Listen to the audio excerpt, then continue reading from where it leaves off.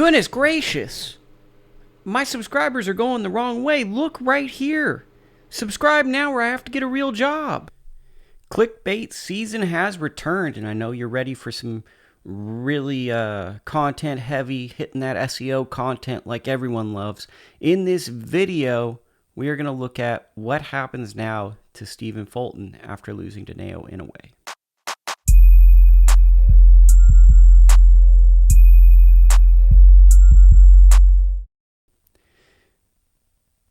So I got this comment, which I'll put on the screen right now, which was really a reasonable take. And I think it needs to be addressed in this video because people are interacting with the channel and they're giving great feedback. And I think part of what this channel should be for big fights is be big fight reactions. So I can in real time give you kind of my response to that.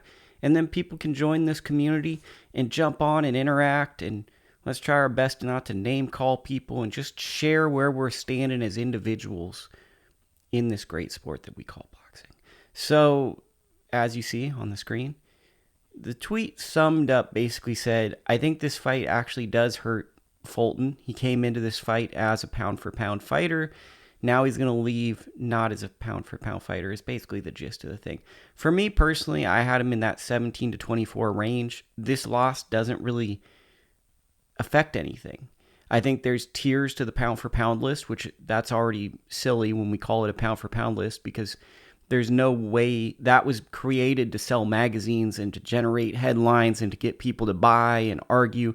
Because as we learned on social media, which the news industry knew before social media, when you create a debate, when you get people talking, that's when people consume. Tangible facts aren't as consumable. People read it and then they're done. If you can kind of go, okay, here's this list, but next month we're going to change it, and will your favorite fighter move around, right? That's kind of where we're sitting at. What I learned about this, and then I'll transition to where Fulton goes, is this fight showed what analysts or what loud voices on social media platforms that have big channels or medium channels or obscure channels like my channel that's completely irrelevant, who can't separate their fandom from the sport of boxing, who was excited for the possibility of a great world-class fighter in Stephen Fulton finally getting his accolades, finally getting the respect he deserves as a fighter. Fulton deserves all the credit in the world for taking this fight. Fulton deserves all the respect in the world for the career he has had. And I think that a lot of people wanted to see an underdog who was the champion, who went to Japan, challenge a fighter who has gotten a lot of hype, and in another video we'll talk about why, in a way, I think justifiably, but that'll be out probably tonight or tomorrow. We'll see. We'll just see how these SEO feeds are going. I think a lot of people don't like being told stuff. It's a very American perspective. They don't want people to say, oh, it would be comparable to like if the Minnesota Timberwolves had the best NBA player and you don't see this guy play ever. He's never on your televised games, but people are telling you he's better than LeBron James and Giannis and all these other good players that you know. Even if you don't really know them by watching the games, you've heard of them and you know they're associated with being a great basketball player. I think there's a level of, well, you tell me this Inoue guy's good, but I don't watch fights at 118, 112, 122. I don't watch those fights. And I've seen the highlights, but I don't really care what he's done. And I don't want you telling me that I need to rank him above this fighter that I really, really like. It almost comes off as like an FU to the fan, to some people, because they're like, I know what I see and I like these guys. I don't want a boxing nerd like Lukey telling me that Inoue is better than my favorite fighter who occupies my television screen on Saturday night and packs a big arena. I don't want that. That's lame, bro. That's lame. And then they look at me and they see my hairline and they see how corny of a dude I am. And it just adds fuel to the fire. So then you're going to look for things to hate, right? And I think that the problem with this fight was the expectation was unreasonable. To me, Fulton is a pound-for-pound level fighter, but he's in that tier 4 or tier 5. If I were to break it down, that's just a lazy breakdown, I think the tier 1 fighters are like Crawford, Spence, Bivol, Inoue, Usyk, Fury. That's your 6 tier 1 fighters. You can move them around however you feel, whatever your fandom is. The tier just below that right now, we got Canelo, Charlo, Shakur Stevenson, Devin Haney, Tank Davis, Juan Francisco Estrada. Francisco Estrada should be in that tier 1 category, but his fights have been so completely irrelevant and he fights infrequently that I think he's dropped down to the tier 2 because you're just pretentious and obnoxious if you put him in the first tier. I think also because Roman Chocolatito Gonzalez arguably beat him in both of his fights that have been on DAZN. That kind of hurts you being a tier 1 guy. Then there's a tier 3 category, which I won't even break down because I don't want to even have to think about who it is, but that's like that right on the cusp of the pound for pound. And I think when you get to that 17 to 24, where it's a guy who's lost maybe 1 or 2 times, really good fighter, maybe undervalued fighter, that's the space Fulton occupies. That's where he occupied for me. What I saw going into this was what I saw with Tim Tszyu versus Tony Harrison, which is a established fighter who people had seen fight a lot, fighting a guy who was a really good foreign fighter that people didn't know as much about. So the obvious assumption we always make as fight fans is we've seen foreign fighters lose. And I think as I go into the video that I'm making in just a bit about American fighters, we as Americans, we believe our fighters are the best. We, in the NBA, in the NFL, when we have a world champion, like a stand-up comedian said once, when we have a world champion of our sporting associations, they are called the world champions, yet they don't compete against the world. They compete only in the United States. They don't tour. They don't take on other nations. They're the world champions because they won in the United States.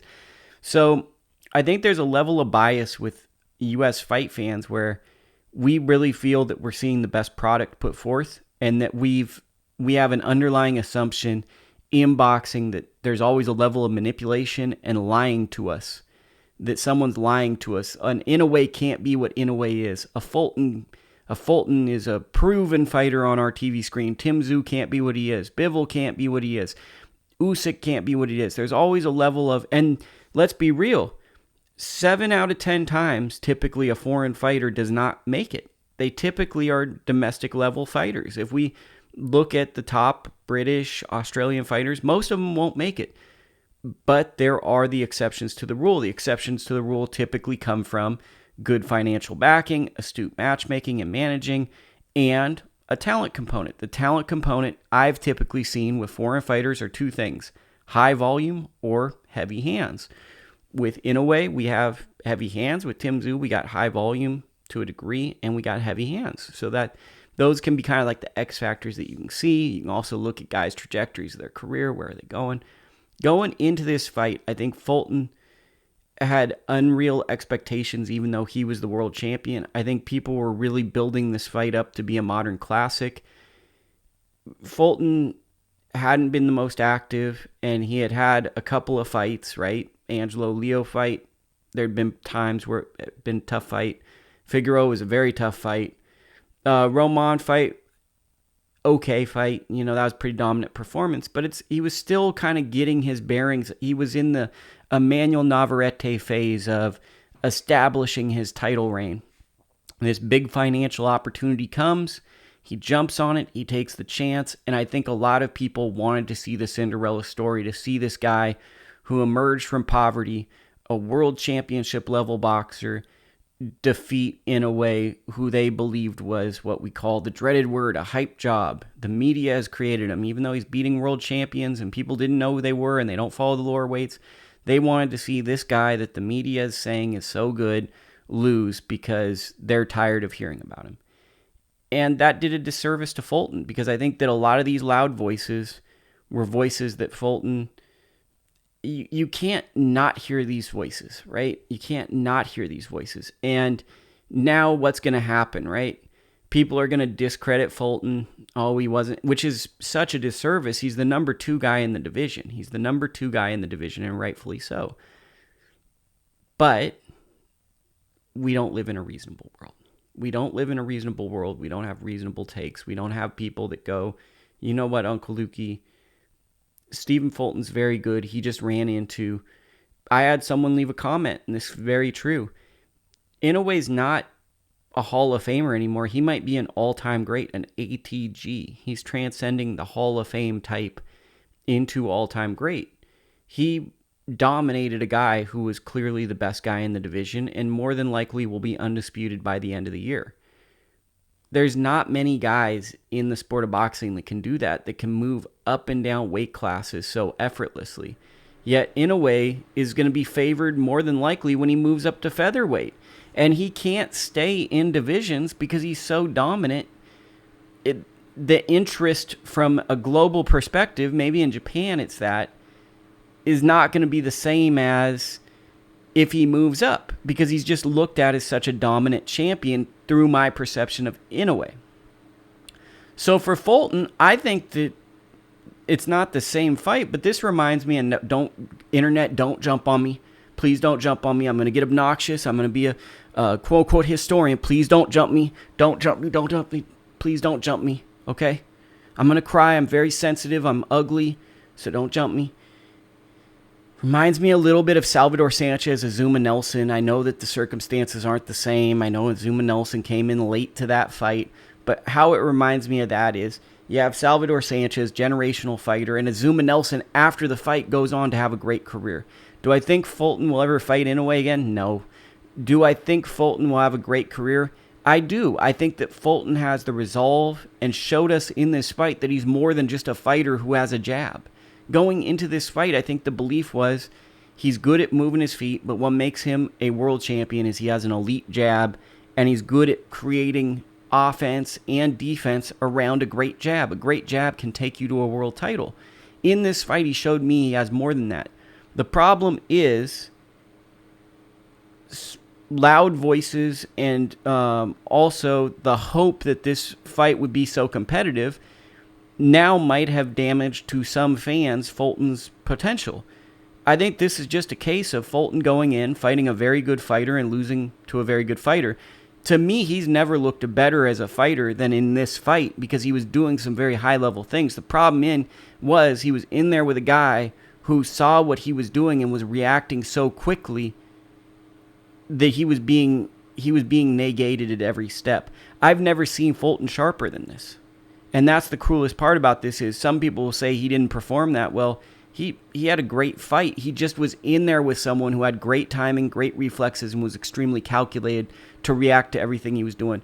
So what do I expect from Stephen Fulton? I expect him to be in some really good fights. You know, as long as he's not defined by the outcome of this fight and this doesn't define him as a human being, he has a very good chance at being a 2-division world champion, a 2-time world champion at the very least. And he has a very good chance of going on a dominant run. This was a very risky fight for him, and I think that him taking this fight when he had everything to lose minus a big fat paycheck shows the type of fighter that he is and the type of resolve he has. So that's my thoughts on this. Leave a comment and tell me what you think.